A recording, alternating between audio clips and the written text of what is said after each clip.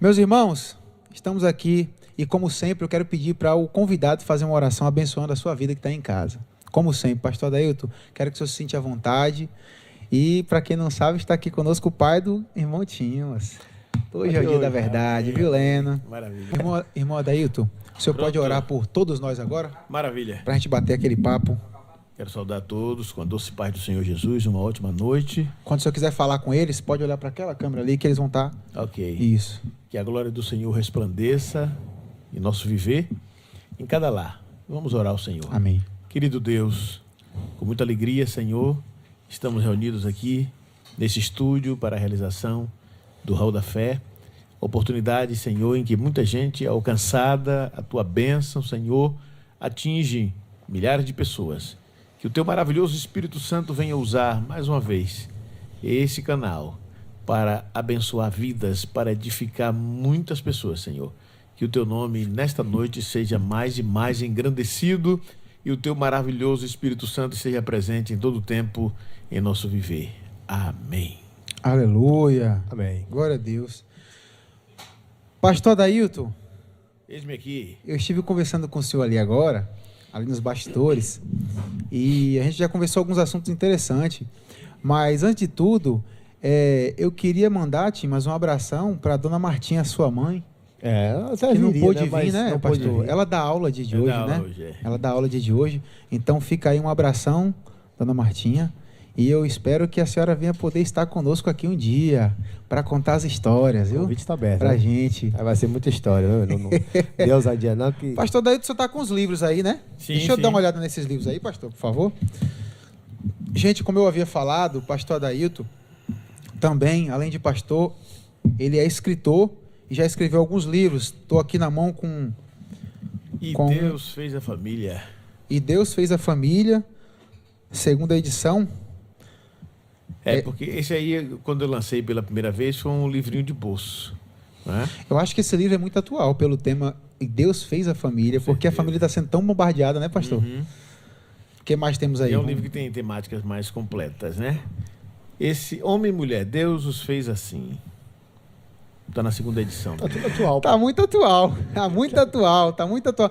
Por exemplo, só por curiosidade, quanto tempo faz que esse homem e mulher, Deus os fez assim, tá? Foi escrito? Quanto tempo mais ou menos? Uns 4 anos.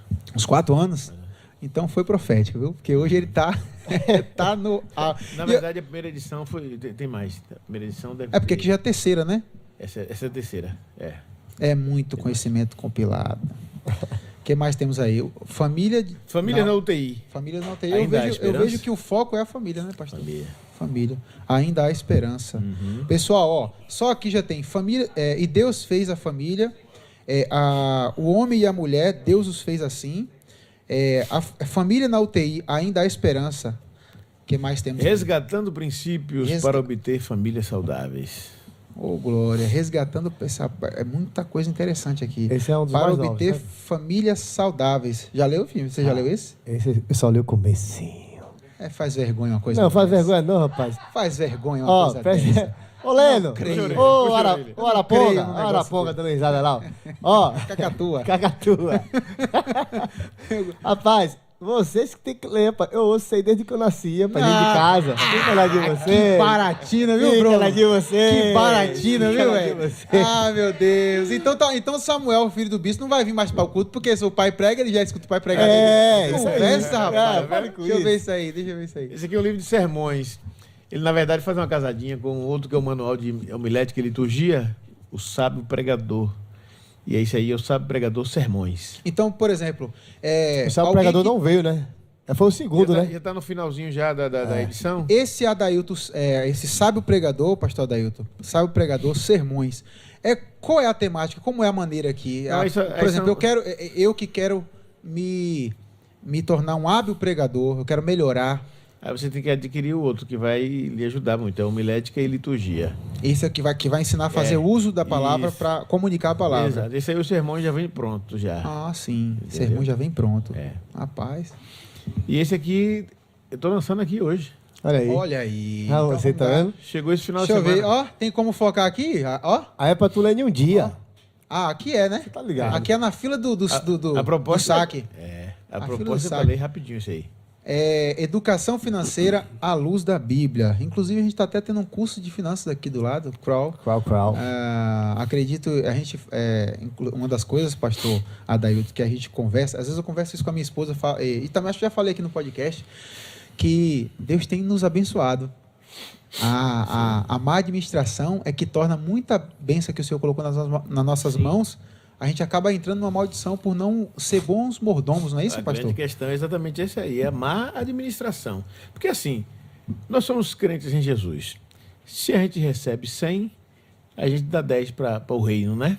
A gente fica com 90.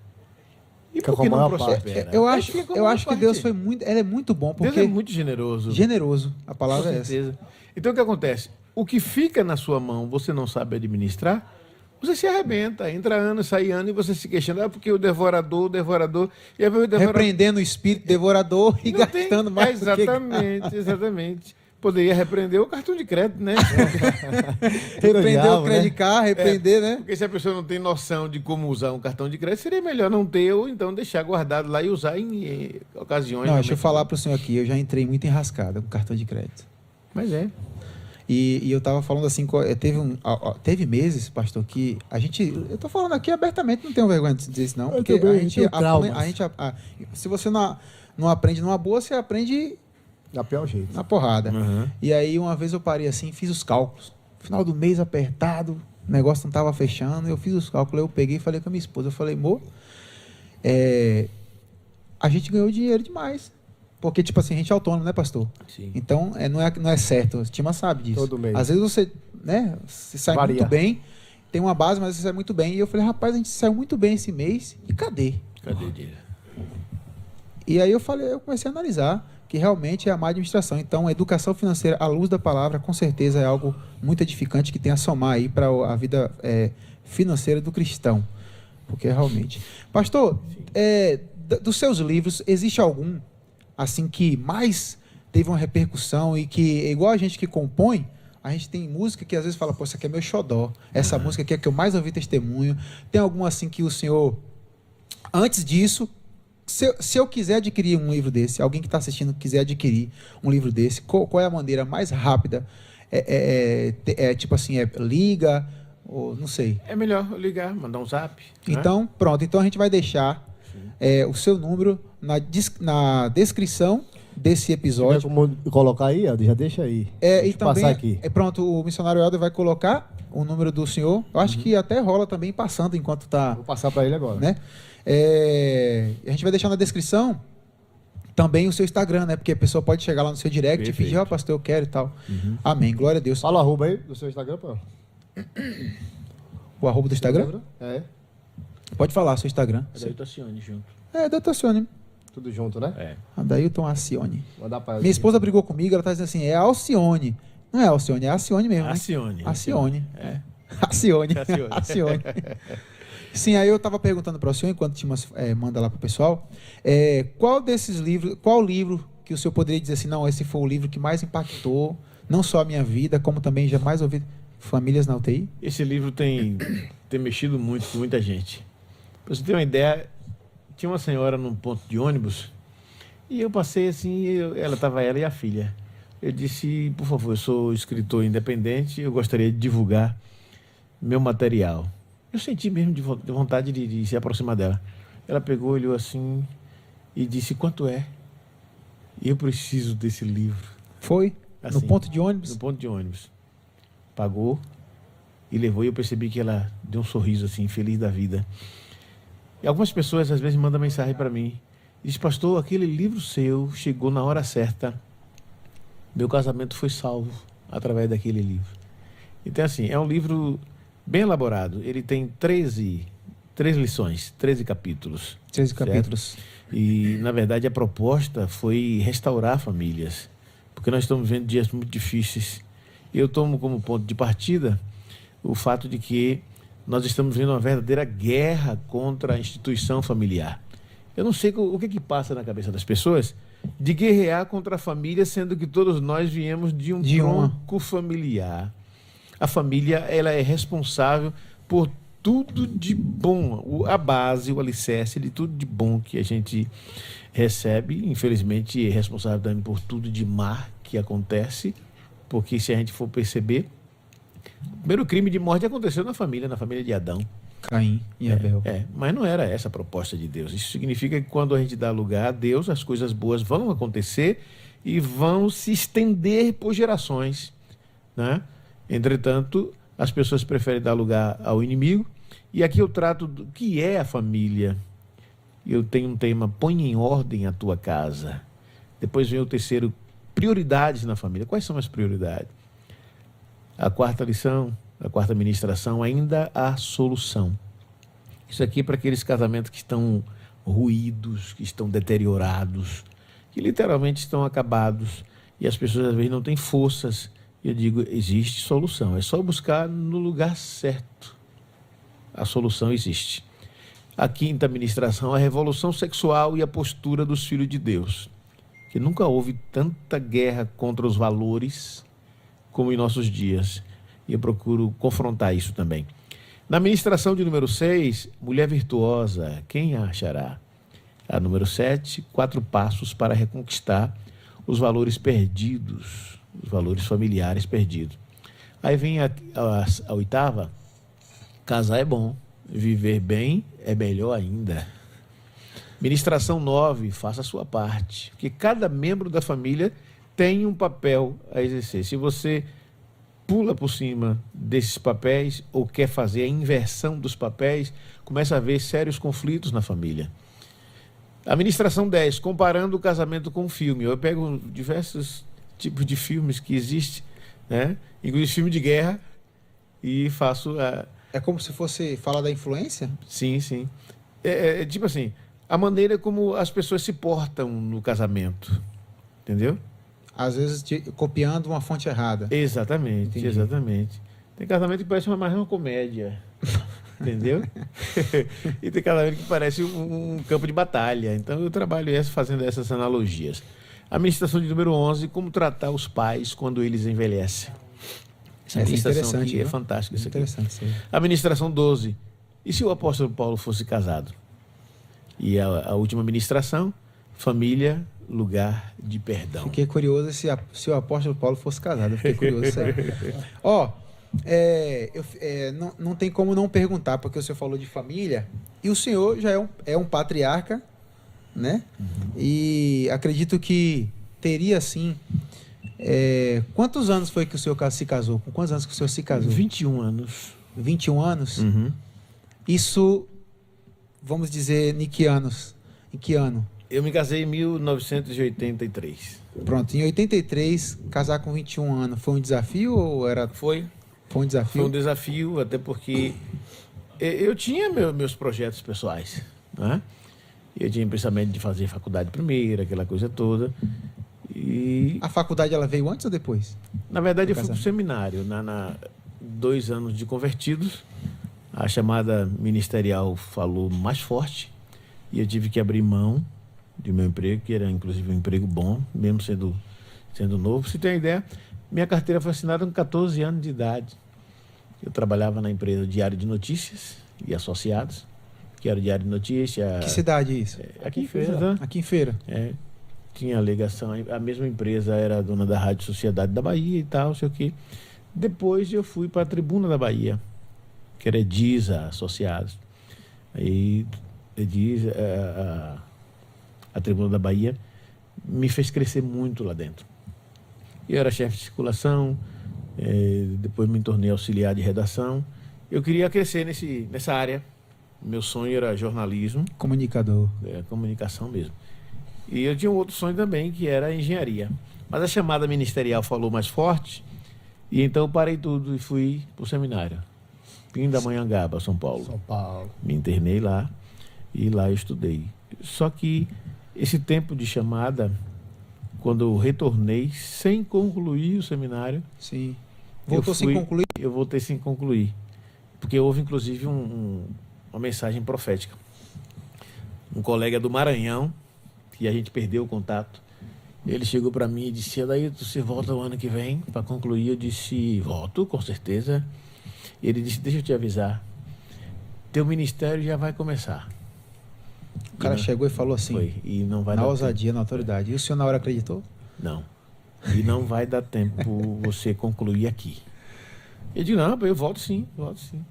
Eu não tinha muita experiência com essa coisa de mensagem profética, não Certo. tinha. Eu disse para ele, vou voltar sim. E ele disse, eu só estou avisando a você. Tudo bem.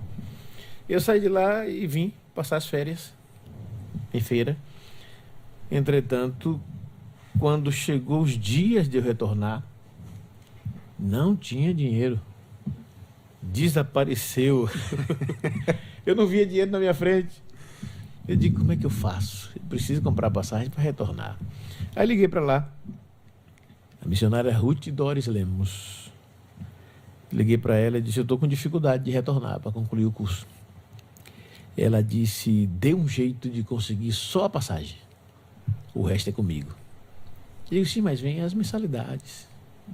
Ela disse, não se preocupe com isso. Consiga só a passagem e deixa o resto comigo. Deu dia de viajar e eu não consegui a passagem. Rapaz, só a passagem. Rapaz, e a prova de que fechou mesmo, ó. Travou tudo. Porque Aí eu me lembrei da a profecia. dificuldade era pagar, né? Era, exato. Eu me lembrei da profecia e aí eu fui para oração. A partir disso aí começou a chover convites. Que Cruzadas, interessante. congresso de jovem e tudo mais. Na virada do ano, Isso com quantos anos? isso eu tinha 20 anos. Quando eu completei 21 anos, aí eu decidi, é melhor eu casar logo. Que aí eu já estou envolvido. Eu senti a necessidade do casamento, né? Mas aí, assim, melhor casar logo. Mas a irmã Martinha entrou aonde? A gente aí? já estava noivo já. Quando eu fui pro seminário, eu deixei ela noiva, entendeu? Aqui, Sim, você foi, ela sim, ficou, já era sim, noivo já. Exatamente. O senhor conheceu ela muito... Quanto tempo antes de De ir pro seminário, se conheceram? Quantos anos, mais ou menos? eu a conheci menos de um ano de ir pro seminário. Então o senhor tinha uns 19 anos por aí? Isso. Deixei ela noiva, com 4 meses que a gente se conhecia, eu deixei ela noiva e fui embora estudar. Aí quando eu voltei, de tanto viajar, de tanto pregar, eu disse, eu preciso dar uma paradinha. E assisti minha noiva. Então, quando a gente sentou, resolvemos nos casar. E no dia do meu casamento, eu me lembro até hoje, o pastor Israel Alves Ferreira era o vice-presidente da Assembleia de Deus de Feira de Santana. Ele me deu um abraço e disse assim, a gente só estava esperando o seu casamento sair para você ir para o campo. Pronto. É aí onde a história começa a ficar mais interessante. Porque não só é um desafio, eu vejo, para, poxa, 20, a gente estamos falando aqui de 19, 20 e 21 anos, tudo isso acontecendo. Então, vamos botar assim, com 22 o senhor estava já no campo. Com 21 mesmo, eu casei e logo fui para o campo. Primeiro campo que o senhor foi? Candeal. Naquela época não era campo no sentido geográfico, mas não tinha igreja organizada. Entendeu? Era tipo assim, era um lugar sem igreja. Eu assumi a direção do trabalho na sala de uma casa. Era como se fosse, chama de célula hoje, uma célula Exatamente. familiar. Ali eu comecei. Eu e minha esposa. A gente sozinho. Então são quantos anos de casado, pastor, já? Nós vamos para 39 agora, dezembro. 39. 39 anos. Tu aguenta? É isso, porque uma pessoa para escrever família na UTI, né? Famílias na UTI, É porque já passou por é lá, porque sabe o que está falando, né? Sim. Inclusive, em muitas ministrações minhas, eu ministro muito seminário de família, eu vou logo dizendo de início, eu não ministro para famílias porque eu sempre tive um casamento perfeito. Deixa eu só fazer uma pergunta. Leno, precisa aproximar mais ou tá bom aqui? Eu preciso que você fique ligado nisso aí, porque tem hora que a gente tá... Eu preciso que você me diga... Não, a galera tá se o correspondendo, tá o de retorno boa. tá de boa? Tá tranquilo. Pronto. Sim, o senhor disse que quando vai ministrar, o senhor fala... Eu aviso, eu não tenho uma família perfeita, não tenho um casamento perfeito. Mas eu passei por experiências juntamente com minha esposa, e aí entra também os filhos, né? Que a gente ganha uma bagagem, tá certo? Essa experiência serve para ajudar outras pessoas, porque a gente passou por isso e a gente venceu tudo, a gente superou tudo, por isso que chegamos até onde chegamos. Fazer 39 anos de casados não é fácil. Eu sei da dificuldade de Martinha de me compreender, me suportar, e ela também sabe da dificuldade que eu tenho de compreendê-la e de suportá-la. Porque nós somos completamente diferentes.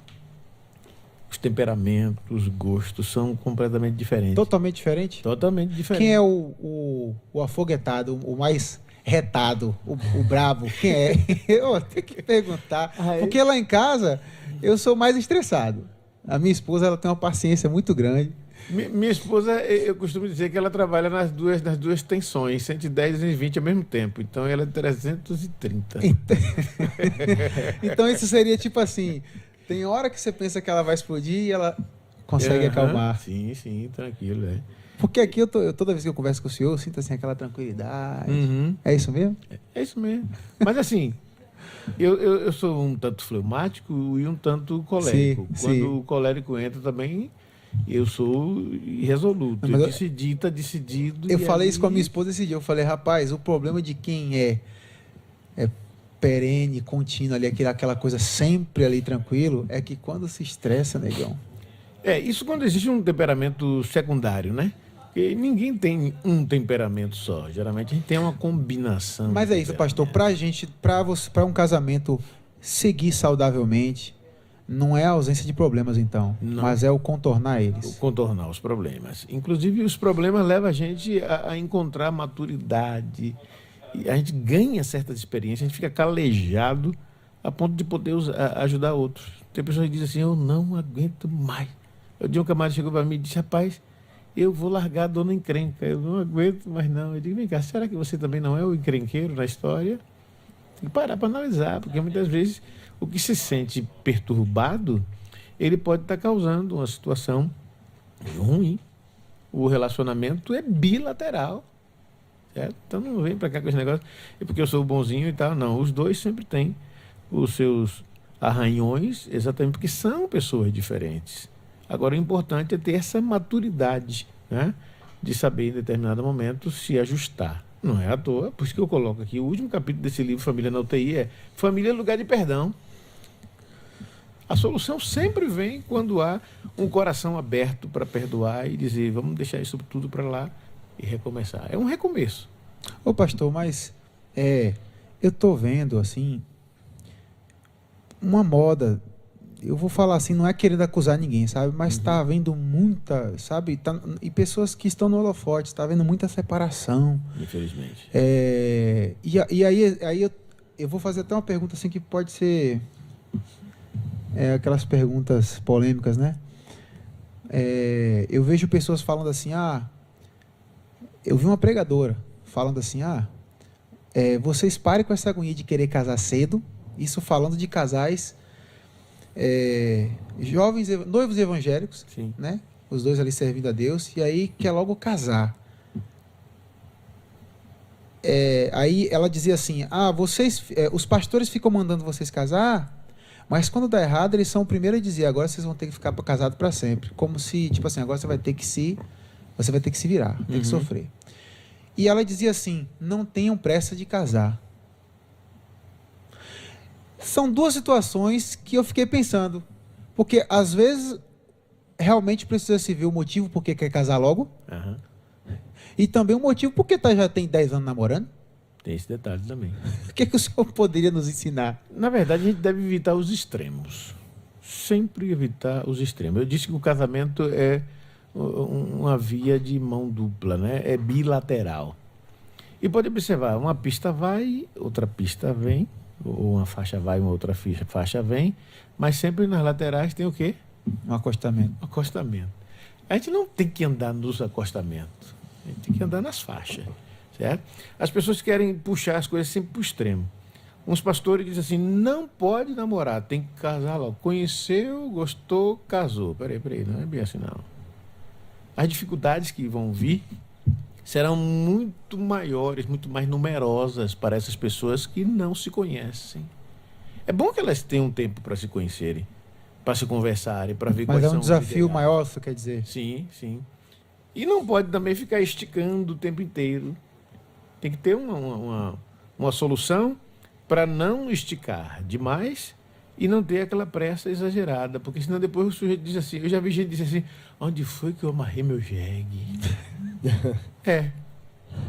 Porque eu casei cedo demais assim. De repente não era aquela pessoa, quer dizer, Não pensou, não parou para analisar. E outra coisa, as pessoas não devem casar sob pressão social. Porque os nossos melhores amigos que ficam forçando a barra, tem que casar logo. Você começa a namorar, e aí vai ficar noivo quando? A pessoa fica noiva, vai casar quando? Aí o cara se casa e o primeiro filho vai vir quando? Parece até que essas pessoas elas vão ajudar. Até comprar o leitinho, a fralda, e ninguém ajuda, né, Lena? Eu vi essa cena domingo. Como é? Eu vi essa cena domingo. Domingo? Oh. Então, os nossos melhores amigos do dia do casamento, se eles levarem pelo menos um presente, eles provam que são amigos. Porque a maioria, eles vão de olho nos comes e bebes. Certo? Eu já vi pessoas, o pastor está lá ministrando o casamento, quando o pastor diz amém, os fulanos dizem assim, bora depressa para o lugar da recepção, senão a gente não acha lugar. Quer dizer, que amigo é esse? Força a barra tanto para ver o camarada casado, o dia que o camarada casa, ao invés de ir lá parabenizar, trazer uma lembrança, coisa desse tipo. Não, quer correr para comer, para encher o bucho. Certo? Então, as pessoas precisam ter cuidado, porque os nossos melhores amigos, muitas vezes, não estão aptos para dizer, casa logo. Dá conselho. Agora sim. Então, o que é preciso hoje para esses jovens que estão assistindo a gente, que está perto de casar ou está querendo casar, qual é a certeza que ele tem que ter dentro do coração dele, pastor? O senhor, com a sua experiência, poderia nos... Eles precisam saber que o relacionamento deles está maduro o suficiente para não querer fugir da raia de uma hora para outra. Eles precisam ter certeza que se amam, que é responsável pelo sentimento um do outro, porque tem essa coisa também. O mesmo indivíduo que pode ter afetos, ele de repente tem um desafeto. E essa inversão dos afetos precisa ser muito trabalhada, sabe? Porque às vezes a pessoa que você mais ama, de repente, porque você não gostou disso, não concordou com aquilo, você acaba maltratando. Aí vem os desenlaces, o afastamento, a frieza, de repente tá os dois dormindo em cômodos separados, aí chega um momento que não existe. Aí é problema. Chega um momento que não tem como mais, porque o casamento não se sustenta. A sustentação do casamento, o suporte do casamento, não vem somente do amor. Alguém me perguntou, pastor, o que é o amor para o senhor? Eu digo, o amor é um kit. Porque o amor envolve afeto, o amor envolve carinho, o amor envolve assistência, mas o amor envolve diálogo, respeito às diferenças, porque se não houver respeito às diferenças... Jesus disse assim, amai os vossos inimigos. Se você parar para analisar, Jesus não está falando de inimigos apenas no sentido pleno da palavra. Ele está falando de inimigo no sentido de diferenças extremas, de pessoas que discordam e que às vezes até dá de testa com você. Essa inimizade, essa ojeriza, essa coisa que não encaixa, não está encaixando com determinada ideia de fulano e tal. Às vezes surge uma inimizade daí. E eles amai. É possível a gente amar, respeitar e passar por cima dessas diferenças para que os relacionamentos se mantenham. Tem uma palavra, né, que fala assim que o amor é o elo perfeito, né? Uhum. O amor é o elo perfeito. E realmente, o elo é aquilo que liga. Sim. Então, realmente, é a melhor maneira de suportar, de ignorar aquilo ali. Interessante que Paulo, em determinado momento, ele fala de vínculo do amor e em outro momento ele fala vínculo da paz. Então, quer dizer, o verdadeiro amor, ele vai redundar em paz. As coisas vão se harmonizar, as coisas vão se solucionar. Tem problema? Tem. Mas senta os dois, resolve e pacifica tudo. Entendeu? Final de Agora, tudo, o senhor acha que no decorrer da caminhada de um casal, porque o que eu já ouvi muito assim, o jovem falar assim, eu não sei se eu amo ela, eu não sei se eu amo ele.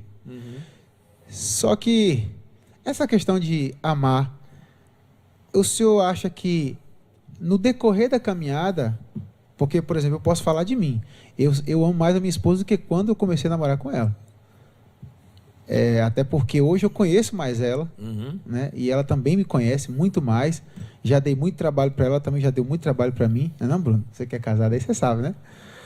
E esse negócio de o cara, esse amor do início assim, ele sempre é possível que ele já seja o amor que é o da vida toda, ou é crescente? Não, o amor tem que ser crescente. O amor é como uma plantinha. Inclusive, nós ministramos no encontro de casais e no final o pessoal levou Cada senhora ou cada casal levou uma plantinha, um pé de morango dentro de um vasinho. A ideia era: cuide a cada dia para ver até onde vai chegar. A tendência de muita gente é se esquecer de molhar aquela plantinha e deixar ela morrer. Mas tem outros que vão cuidar, todos os dias vão estar lá. Botar para tomar um solzinho, jogar aguinha e tal, deixar para receber a ventilação. O amor é isso. O amor tem que ser regado. Aí agora eu vou cutucar o senhor. No bom sentido da palavra, o ministério muitas vezes é uma desculpa para muita gente deixar de regar essa plantinha. Sim.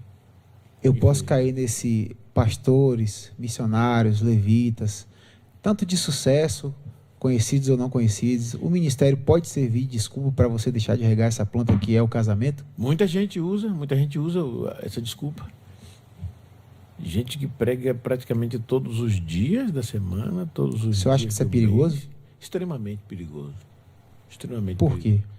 Não, porque quando você casa, existe um débito, Paulo chama de benevolência, a benevolência de um para com o outro, que envolve todos os cuidados, assistência, afeto, tudo mais. Eu conheci a história de pastores que eles saíam de casa para assistir congregações e voltava uma semana, 2 semanas depois. Deixava a esposa grávida em casa. E crendo o quê? Que Deus ia prover a casa dele? Quando chegava, a esposa já tinha parido. E tinha uma situação em que a esposa já tinha parido e já tinha morrido a criança, e já tinha sepultado a criança. Foi quando ele chegou, depois do sepultamento.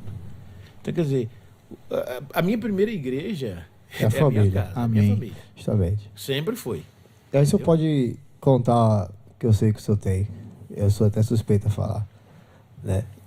Algumas experiências nesse âmbito que a gente estava falando, de o começo de um ministério, começo de uma carreira ministerial, em todos os âmbitos, né? Tanto em abertura de igreja como no campo, porque sempre foi um foco muito forte. Na nossa família, campo missionário, a gente sempre foi de um lugar para o outro, para lá e para cá. Mas enquanto eu nem era nascido ainda, acredito, mas o senhor sempre contou as histórias quando ia para celebrar culto em alguns lugares que o senhor andava X quilômetros de pé, não tinha nem uma bicicleta e já correu até de boi. Você não sabe disso, fica na sua. Já correu até de Correu vaca, de boi. prenha, manhã com não sei quem nos braços. Seria legal você contar algumas histórias assim, porque eu tenho certeza que hoje é diferente do que acontece hoje, entendeu? Hoje o evangelho tá mais fácil, vamos botar assim, entre aspas, e tá mais difícil ao mesmo momento, porque muita gente não quer servir. Muita gente não quer servir de uma forma que hoje é muito mais fácil você ir para a igreja, sentar, ouvir, falar, pregar. Antigamente não, antigamente a dificuldade era outra. A gente pode dizer isso com conhecimento de causa. Era, né? tudo mais difícil. Para você ter uma ideia, para eu preparar a mensagem de ensino para quarta-feira à noite, eu colocava um dicionário, uma enciclopédia, 2 bíblias de versões diferentes, um bloco de notas, tudo. Rapaz... Para preparar um sermão, Hoje a gente tem uma facilidade, né? Você pega um celular. pega um celular, que com o celular você resolve tudo. Às vezes eu estou viajando para ministrar fora, vem um tema novo, eu começo a trabalhar ele aqui. Eu tenho bloco de notas, eu tenho... Escreve Bíblia, todo o diversas sermão. versões, tudo aqui. E se tiver internet, busca até fontes. Sim.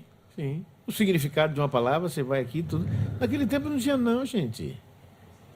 Tinha situações que eu gastava 4 ou 5 horas para ter um sermão pronto. Claro que hoje a facilidade não deve permitir que eu Que seja rápido, né? seja tão rápido assim. É. Porque o pastor Gigel Gomes, que é o chamado príncipe dos pregadores, né? Eu tenho uma admiração muito grande por ele. Gigel Gomes disse que uma mensagem que dura 1 hora, o pregador precisa ter gasto com ela pelo menos 2 ou 3. Então, eu li algo sobre Charles Spurgeon que ele gastava muito tempo para fazer Sim. Porque assim, um sermão. não é só o escrever o sermão, o esboço, como queira, mas tem também aquela coisa do aspecto devocional, de estar buscando se aproximar de Deus, E naquele tanto para momento... você se encher, e se sentir capacitado para ser o ministro de Deus, o porta-voz de Deus, mas como também para assimilar aquela mensagem. Muitas vezes eu estou preparando uma mensagem e a mensagem começa a bater em mim, a mensagem começa a tratar a mim e eu começo a chorar. Muitas vezes eu não choro no púlpito enquanto eu estou ministrando, mas eu chorei lá perto do pai, lá, enquanto eu recebi a mensagem. A pancada veio primeiro para mim. É verdade. Inclusive, eu vi um pregador, ele chegou em um culto onde realmente ele não. O pessoal, ele falou assim que ele ministrou e o pessoal estava se derramando. Uhum.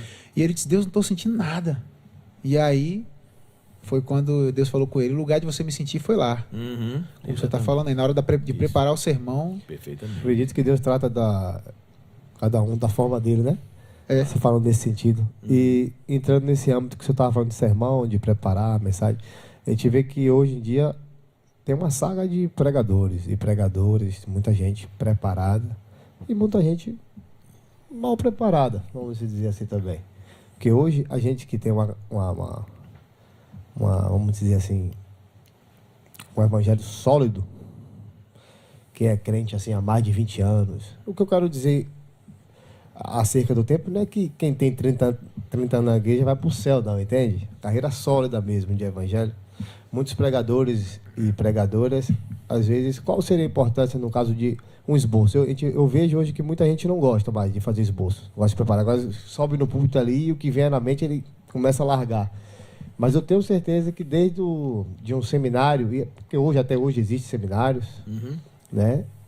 E quem vai para ser preparado, realmente eu acho que ainda é adepto de um sermão, de um esboço. Mas tem muita gente que não passou por lá, fez apenas um curso de teologia, assim, e já se sente na obrigação de pregar e sair falando suas próprias ideologias. O problema é que quando a pessoa não aprende a escrever, a esboçar aquilo que vai falar, escrever e esboçar aquilo que ela vai falar, ela vai lá para frente um tanto perdida.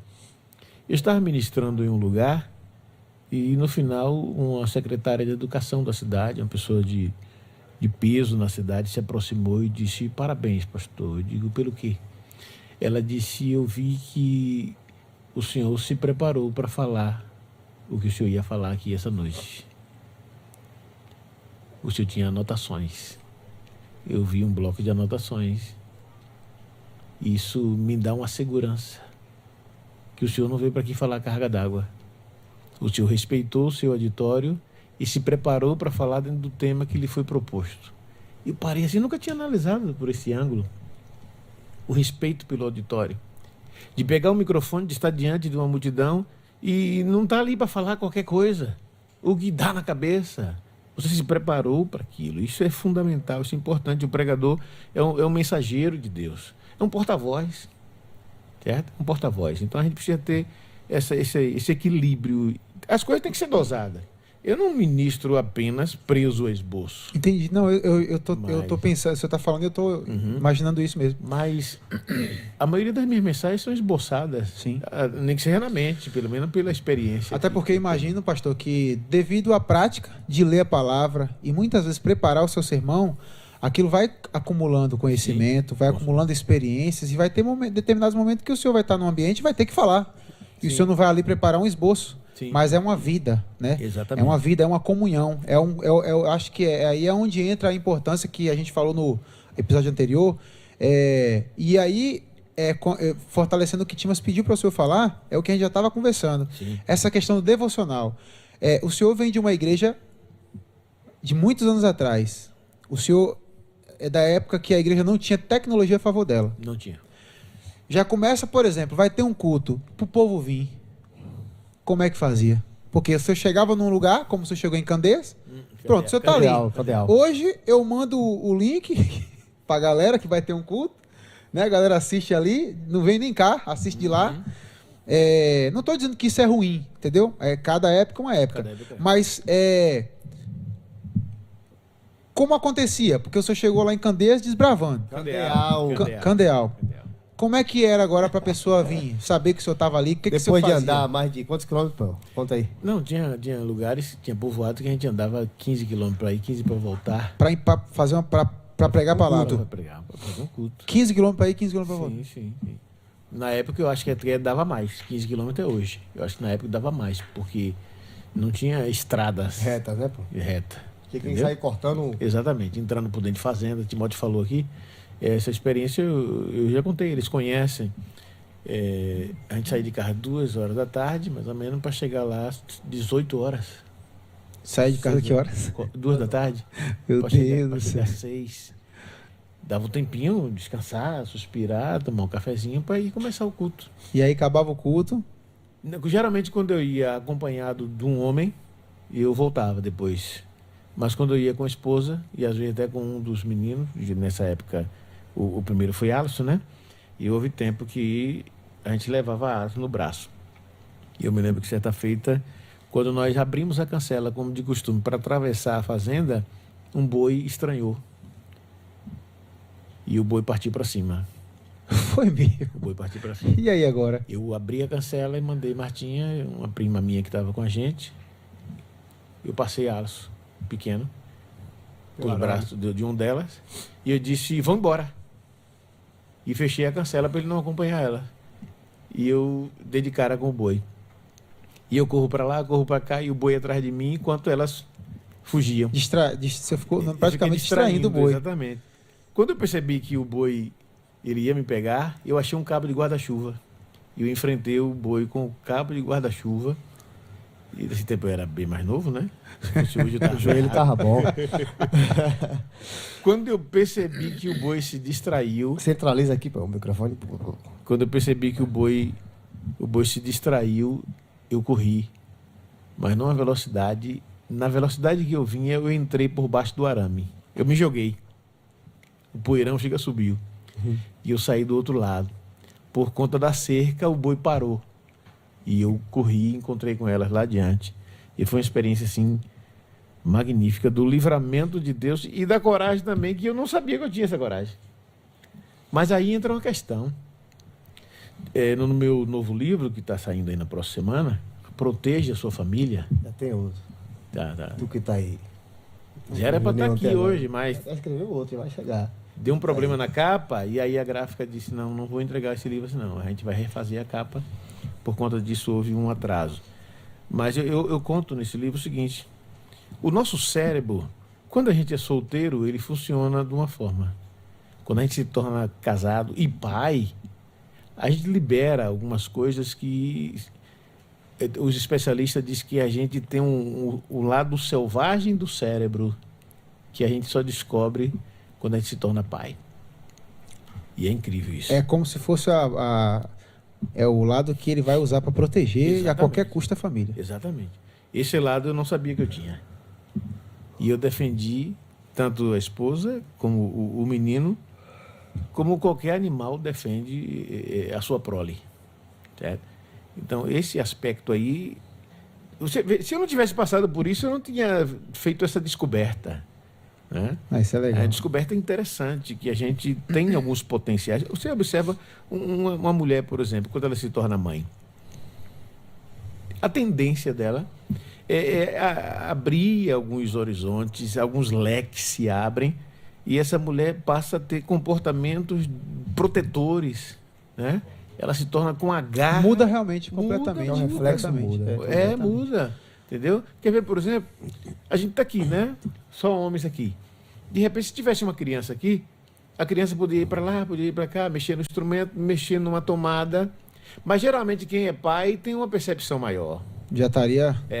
Ele está aqui, mas ele está de olho. Ele percebe que a criança vai se aproximar de uma tomada, ele já corre lá.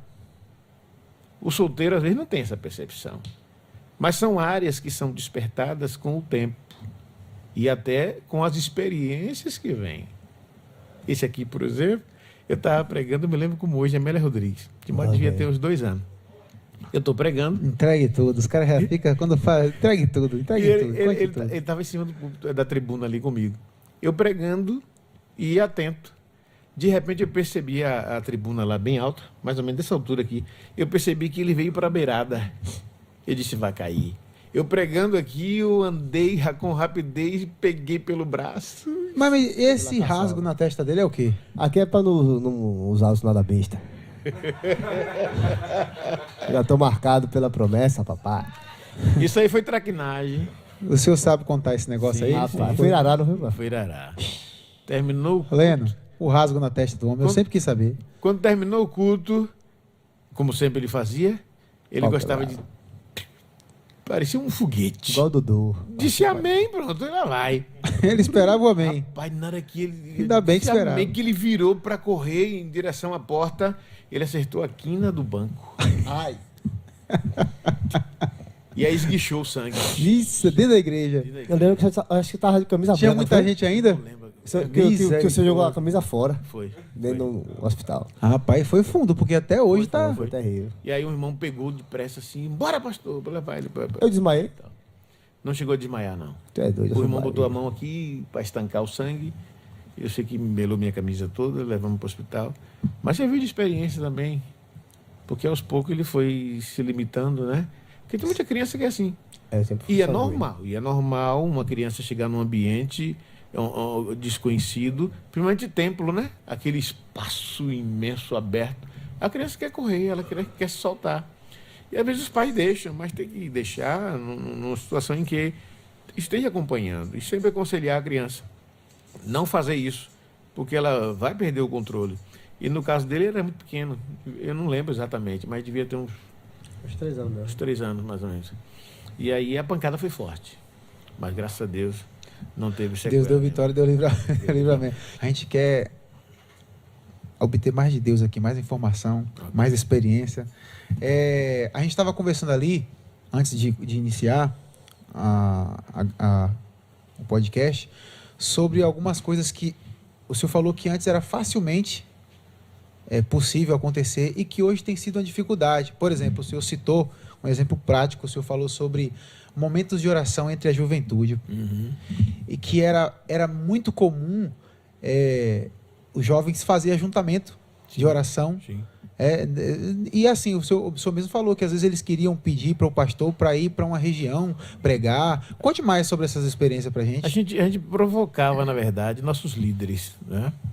Eu me lembro que teve uma época que tinha um grupo de jovens, eu e mais alguns colegas da minha faixa etária, a gente estava com vontade de se jogar na oração.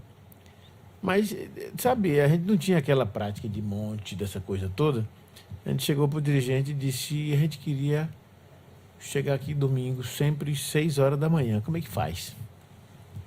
Ele disse, eu autorizo o porteiro para abrir para vocês. Ele disse, porque a gente quer orar. E aí chegava aquele grupo de jovens e adolescentes, 6 horas da manhã, meu irmão. Eita, Jesus. Chovendo ou fazendo sol? Tanto faz. Tá vendo, Leno? E, a gente E tu não jogava. quer nada, Leno. E a gente ia até começar a escola bíblica dominical, às 9 horas. Tá falando o que, Leno? Para ele ficar mais perto? Pronto. Ok. A gente acaba se distraindo, né? Então, veja bem.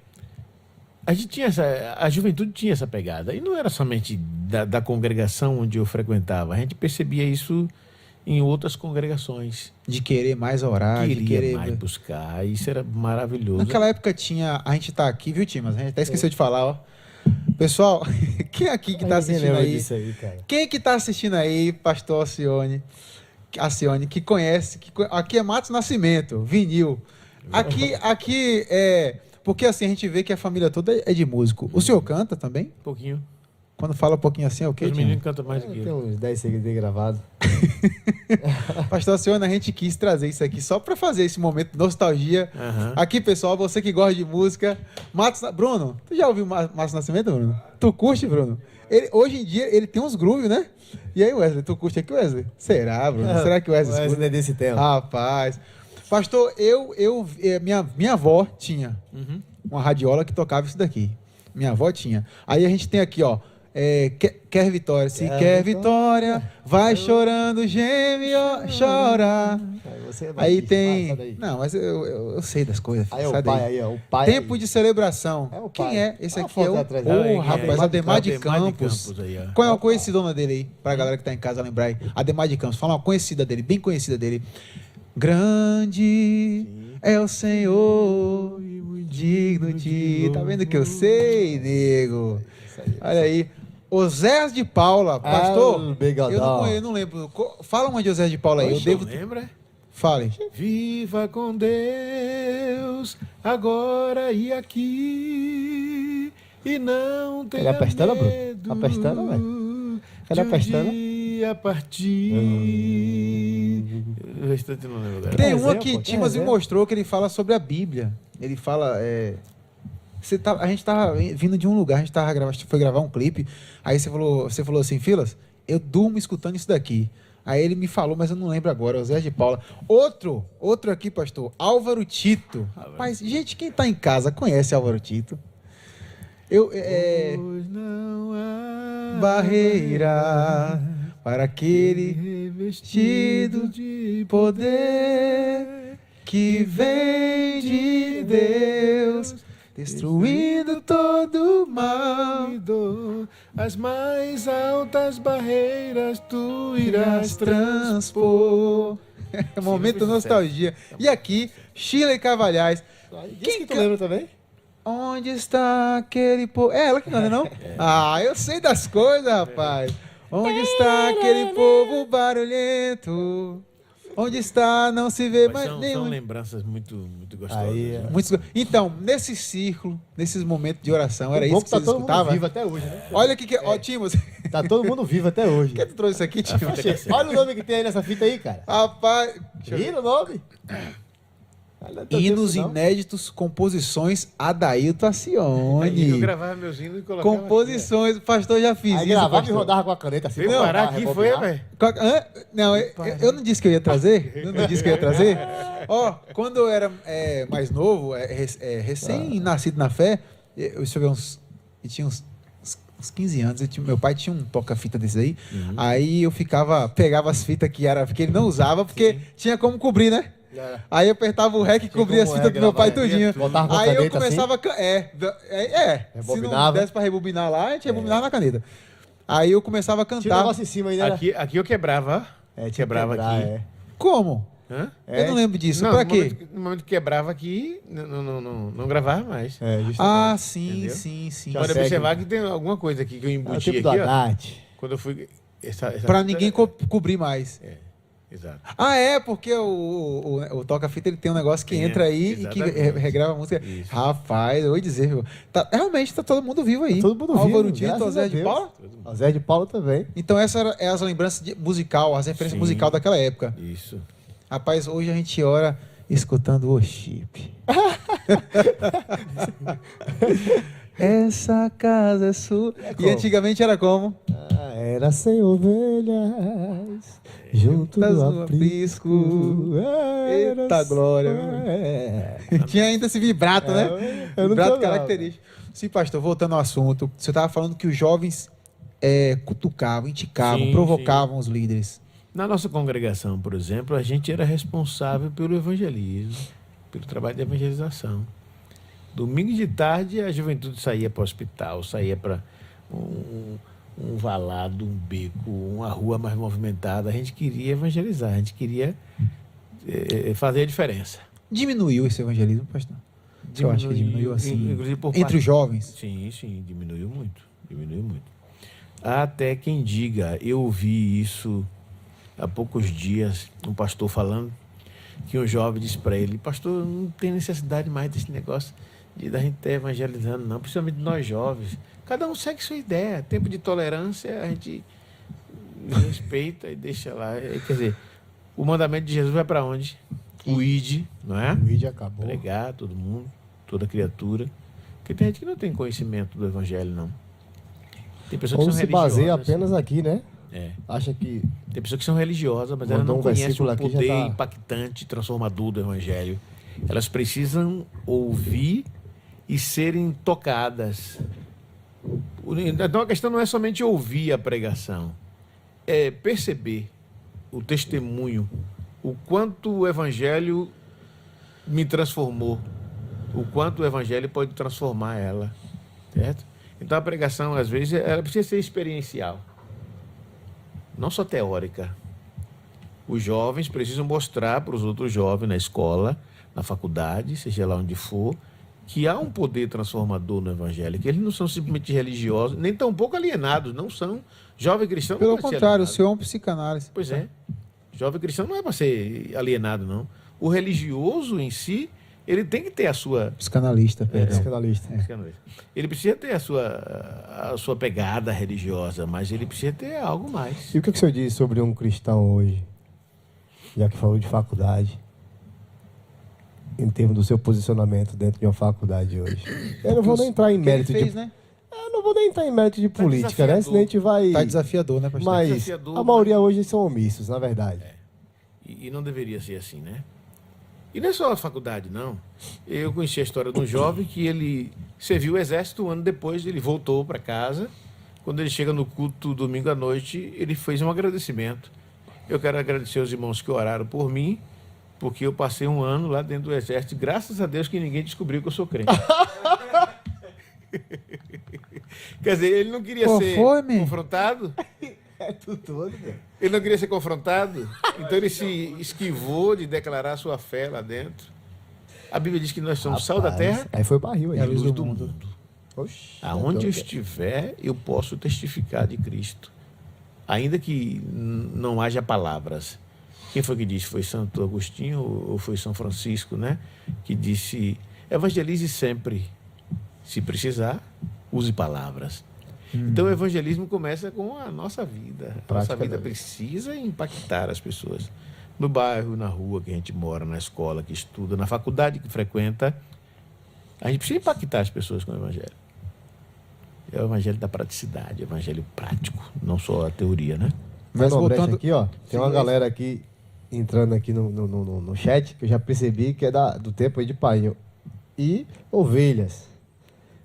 Aproveitar e já falar com a galera aí. Quem quiser mandar perguntas, pode mandar perguntas, beleza? Tem a Floraci tá aqui.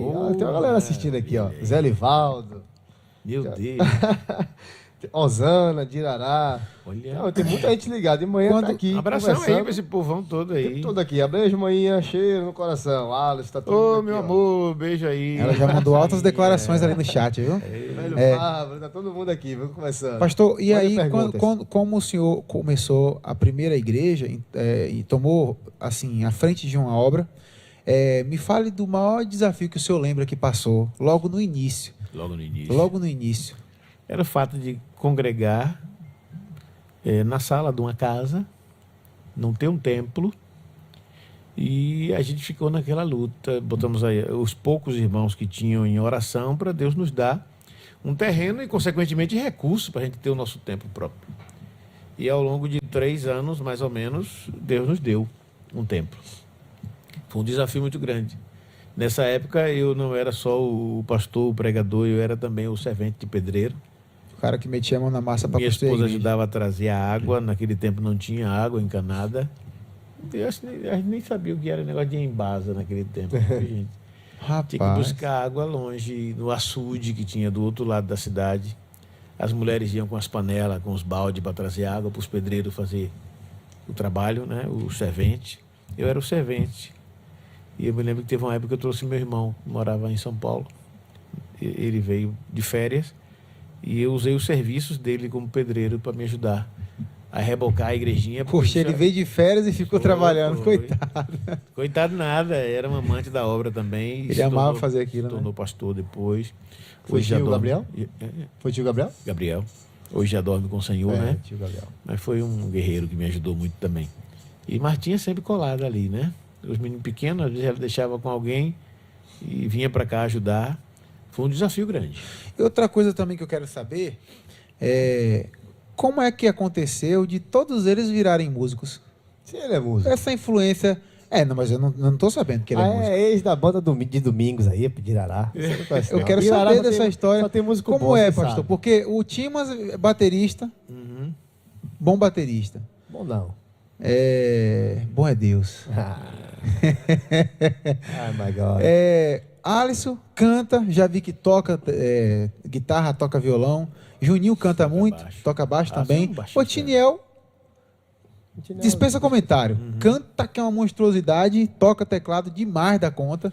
Foi assim, o pouco de violão e de guitarra que eu sei, eu resolvi passar para eles. Mas o senhor orou antes desse menino nascer? Eu tenho que perguntar. É isso que eu quero falar. Quando eles já estavam bem desenvolvidos no ventre materno, a gente costumava fazer o culto doméstico. E geralmente quando eu começava a cantar e tocar, Ele se mexia no vento. Cada um, por sua vez, foi assim. Todos foram assim. Todos eles. Começava a zoada, começava... Eu disse, Martinha, nós vamos ter nossa própria banda em casa. O senhor falou isso? Foi. Nós vamos ter nossa própria banda. Tá vendo, Essa nego? coisa de pastor. Profetizou. Para fazer uma festa, tem que trazer banda de fora, a gente vai ter nossa própria banda. Durante muito Rapaz. tempo a gente se resolveu, era eles que fazia a festa. Então, assim, e realmente, porque no desafio que o senhor sempre tinha de campo, porque é uma dificuldade realmente, de sempre trazer um pregador, tem que trazer uma banda. Exato. E aí, mas qual foi o primeiro ali que se envolveu com a música? Foi na ordem de... Foi Alisson, foi. Alisson tinha 5 anos, me lembro como hoje. Eu era pastor em Amélia Rodrigues. E eu dei uma saída, quando eu voltei, eu tô vendo meu violão do lado de fora. Olhei de longe, eu disse, meu violão na rua. Filmou. Aí eu corri. Firmou. Quando eu cheguei perto, uns pezinhos, o violão estava em cima dos pés dele. Só que ele desapareceu. Só dava para ver os pés. Aí eu disse, o que é isso, meu violão aqui na rua? Estou esperando o senhor chegar para me ensinar. Ele disse, ensinar o quê? Tocar violão. Eu digo, teus dedos são pequenos ainda, deixa os dedos Crescer. Deixa os dedos mais crescer. um pouco. Guarde Eu quero violão. aprender agora. Ué? Aí eu entrei, disse, senta aqui no sofá. E eu me lembro que dei a primeira aula de violão para ele. Ô, rapaz. Tá aí, cadê? Alice tá assistindo? Aí, ó. Alice, isso aí, Alice. Fiquei sabendo agora. Aí 5 veio... anos de idade. E o Otiniel cantando? E o Otiniel foi Foi o logo seguinte, cedo ou demorou O pra... Otiniel devia ter 4 anos, de 3 para 4 anos. Eu fui ministrar numa igreja e eu levei ele. O pastor da igreja disse, traga aquele filho seu, que aquele menino tem jeito, viu? Eu levei o Otiniel. Igreja de Santa Mônica, me lembro como hoje, pastor Roque Silva, na Santa Mônica. Botou uma cadeira, Coloca ele aí subiu pertinho na do seu. cadeira e cantou. Eu me lembro Otiniel. como hoje o hino que o Otiniel cantou. Osana ao nosso rei, de Marcos Eita, Antônio. já começou pegando embaixo. Marcos Antônio. Foi.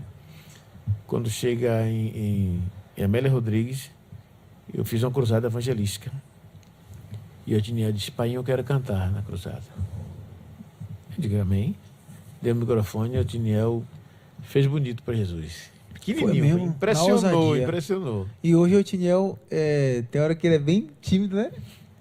Mas você Mas ele percebe já- que naquilo que ele fazia com garra, ele fazia com coragem. Né? Até hoje. E eu vejo que isso é talento. Aquilo que você faz com graça, com disposição, é o seu lado forte. Né? Muita gente diz assim, pastor, o senhor gosta mais de pregar ou cantar? De pregar, pode ter certeza. Pregar ou ensinar? Ensinar. O meu lado forte é esse aí.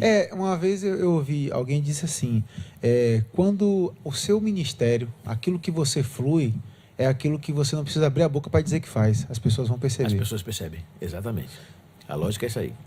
Porque é tão forte na vida da pessoa, é tão visível, que as pessoas percebem mesmo que você não abra a boca para falar. Eu e Martinha, a gente tem 3 CDs gravados. Músicas que a gente canta junto, música que a gente canta separado. Mas é assim, às vezes as pessoas vão me convidar, pastor, eu boto o senhor na programação para quê? Eu digo, para pregar ou para ensinar. O senhor não quer se meter com o mundo. Lá de vez em quando eu canto. Mas para me jogar na música, eu sei que, de certa forma, vai sufocar meu outro lado. Então que o senhor sempre dá prioridade. Você está entendendo? Tô Porque é entendendo. o meu lado mais forte e que eu faço com mais prazer, mais dedicação. Louvo e amo louvar o Senhor, principalmente com o meu violão, porque eu me recordo do início. Sempre foi com violão, né? Desde o do tempo do... Eu saía para a zona rural só com a Bíblia e o violão. E lá eu fazia festa. O pastor, ganhava almas. me fala uma curiosidade, um pastor de campo como o senhor, aconteceu já de o senhor estar ali numa congregação que ela desenvolveu rápido, ou mesmo que não foi rápido, mas que ao longo de alguns anos ela desenvolveu muito, e quando o seu coração estava bem apegado ali, o senhor ter que ser mudado para outro lugar? Sim, sim. Como lidar com essas situações assim? Existe um momento que o senhor acostuma? Isso é fácil, isso é difícil? Fala isso pra gente aí. Não é fácil, Compartilhe não. isso com a gente. Não é fácil, não. Nunca fica fácil isso? Nunca fica fácil. Por mais convicção que a gente tenha De que vai ter que ir. de que vai ter que ir, mas na hora do desmame é doído. Um dos desmames mais duros, mais cruéis, foi a nossa saída de Brejões, depois de 12 anos pastoreando aquela igreja. Para você ter uma ideia, eu me despedi e, mais ou menos 2, 3 dias antes da despedida, de passar o cajado para o próximo pastor, eu fui até o gabinete pastoral, onde eu tinha alguns livros lá. E eu comecei a pegar meus livros para levar para casa e eu fiquei sufocado, as lágrimas vieram. Nossa. E eu travei ali dentro do gabinete. E eu queria sair e não conseguia. E demorei de reagir. Foi duro. Eu não compartilhei isso. Acho que eu não compartilhei com quase ninguém isso. Mas para mim foi muito difícil. Para minha esposa também. Quando a gente deu posse, o outro pastor que arrumou as malas para sair, eu sentia que minha esposa estava quebrada. Estava difícil para ela. Ela começou a cair os cabelos começaram a... Por conta desse baque emocional. Um baque emocional. Porque tem pessoas que acham que o pastor, a família pastoral, não tem o sentimento, mas tem. Tem ovelhas que choram, entram em pânico quando o seu líder é transferido. É porque, por exemplo... O líder também sente. É isso, porque, por exemplo, se eu ganho uma alma para Jesus, várias. Toda a experiência que ela teve com Deus começou com o seu cuidado. Sim. Aí o senhor fala, tô indo. Não é fácil, não. É dolorido. Já teve situações da ovelha aí atrás? Já teve situação da ovelha ir atrás, congregar conosco. Já teve situações da ovelha ir passar dias e mais dias até acostumar e voltar para casa em paz. Tem situações das mais difíceis. Pastor, outra coisa também. Tim, mas eu estou fazendo perguntas. Se você quiser fazer uma, você pode me interromper e fazer. Não, vá. Eu andei por vários lugares assim com o Ministério de Geração Aliança, e eu percebi assim que a Assembleia ela tem uma característica muito forte, porque hoje, né, para quem não, se tem alguém que não sabe, o pastor Adailton Tassioni é ministro da palavra, cuida da Igreja Assembleia, uma das congregações em Itatim, na cidade de Itatim. Congregação a sede. É um campo, né? É um campo. A sede de Itatim. A sede de Itatim. É uma sede regional, não é isso? Uhum. E eu vejo assim que eles têm uma característica muito forte, que é o desbravamento. É impressão minha ou o senhor pode falar mais sobre isso? Porque o senhor já falou aí que em Candial o senhor iniciou do zero. Uhum. Quantos outros lugares mais? Porque às vezes o senhor é enviado para um lugar que já existe alguma coisa. E algumas vezes você já vai para aquilo que está acontecendo. Fale mais sobre para a gente como é que o senhor vê assim, a Assembleia nisso. Que o senhor estava me falando ali que a Assembleia, desde o início, como ela veio, como ela chegou no Brasil. Conte um pouco para a gente disso daí. Uma informação muito importante. O nosso Ministério Assembleiano ainda tem essa mesma pegada, né? De descobrir um lugar que não está sendo evangelizado e, de repente, nunca foi evangelizado, certo?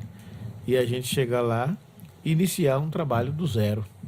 Até hoje isso acontece. E, para mim, não é novidade nenhuma. A primeira coisa que eu fiz quando eu cheguei em Itatim foi fazer um levantamento geográfico para ver quantos povoados, quantos arraiais, certo? Quantas povoações tinha na região que precisavam ser assistidas, que precisavam ser alcançadas. Então, a gente tem ainda essa visão, que muitos pastores têm aquela coisa, eu vou trabalhar aqui com essa comunidade e pronto. E a gente foi treinado para expandir isso, não é? Se tem um povoado aqui, um bairro ali, a gente vai lutar para alcançar. Ainda que definitivamente não consiga se estabelecer ali, mas a gente vai fazer o trabalho que precisa ser feito. É a evangelização, é o discipulado, cuidar dos novos, as pessoas que vão se decidindo. Isso aí é de praxe, é um perfil que a gente tem, né? A própria Assembleia de Deus. Conta aí quantas igrejas o senhor já pastoreou. É uma curiosidade que eu tenho, porque é muito tempo de campo ministerial. Em termos de campos são 9, né? 9 campos. O senhor lembra todos aí de qual? Lembro. Comecei em Candeal, aí fui para Amélia Rodrigues, fui para Irará. E eu já tinha passado por Irará como obreiro auxiliar quando eu vim do seminário, que eu fiz estágio. Foi de Valdeir, não? Não, pastor Adroaldo. Eu fiz estágio lá, certo? Vindo do seminário. Depois eu fiz estágio lá em Cafarnaum com o pastor Manuel Tavares. Foi quando então voltei para a feira, casei e iniciei meu trabalho. Muito bem. Depois de Candeal, depois de Irará, melhor dizendo, Aí eu vim para Feira Santana. Eu vim para Feira Santana em 1995. Foi quando o senhor foi pastor, o Setorial. vice-pastor. Comecei lá no Sobradinho. Sobradinho, Cidade Nova, não foi? Depois fomos para Cidade Nova. Cidade Nova foi na Cidade Nova Assembleia, que é- perto do estúdio de Leno, né? Isso. onde O toda a avô de Baixada da Leno, o Baixada. avô de Leno era meu. O avô de Leno Saudoso Vitor. era Pastor seu companheiro. Vitor, companheirão. E Leno não quer nada. Ele não quer nada.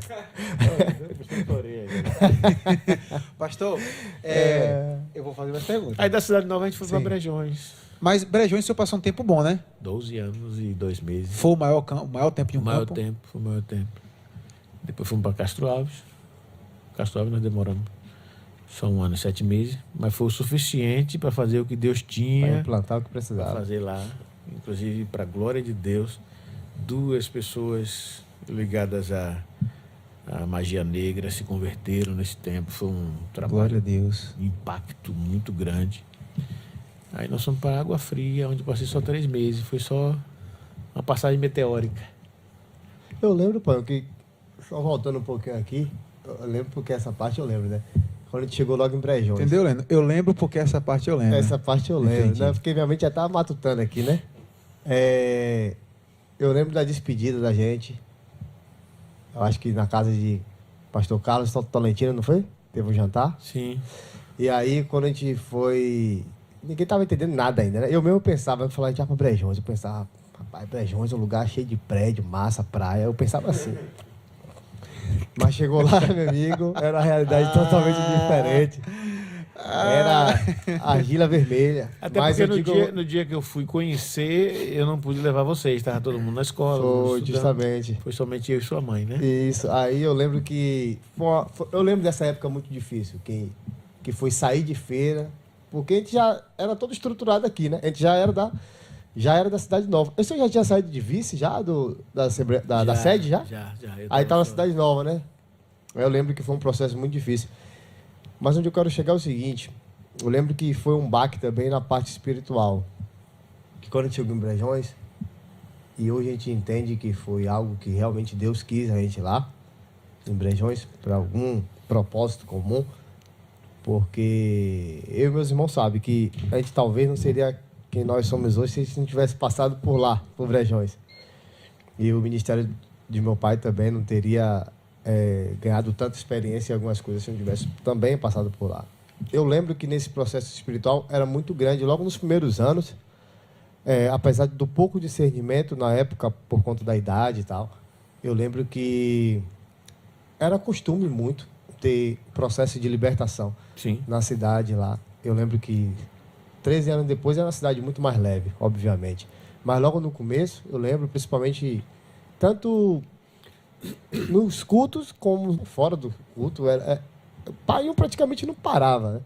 Era de casa em casa, porque toda hora chamava, era um processo de libertação ali, tinha que curar, pai levantava de madrugada, tinha que sair para expulsar demônio não sei aonde. E aquele tempo era uma coisa muito comum isso, e era, sabe? Era, pastor? O Hoje senhor em tem que dia- levantar de madrugada para expulsar demônio? Rapaz, era muita coisa. Conte uma situação dessa aí pra gente eu aí, lembro pastor. que a gente tava no quarto, a gente sempre dormia junto, eu e meus irmãos, né? O cara batia na porta?